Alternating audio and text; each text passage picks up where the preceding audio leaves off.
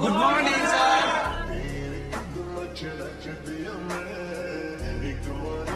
Sir আপনি এখানে বসছেন কেন? আপনার তো ওইখানে বসার কথা।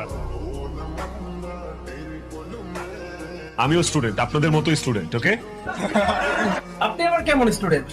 আপনার বয়স তো সর্বোচ্চ আমার বাবা থেকে 2-3 বছরের ছোট হবেন। আরে মামা বুঝোস না, আদু ভাই আদু ভাই।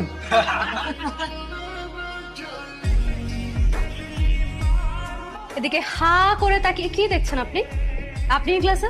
ম্যাডাম আমার একটা স্টাডি ব্রেক ছিল। কিন্তু আপনাকে দেখে কিন্তু একদমই স্টুডেন্ট মনে হয় না। আপনাকেও কোন অ্যাঙ্গেল থেকে দেখলে ম্যাডাম মনে হয় না। বের হন, বের হন আমার ক্লাস থেকে। ম্যাডাম আমি তো সত্য কথা বলছি। এখনই বের হন, ম্যাডাম আসলেই আপনাকে ম্যাডাম মনে হয় না। বের হন ক্লাস থেকে।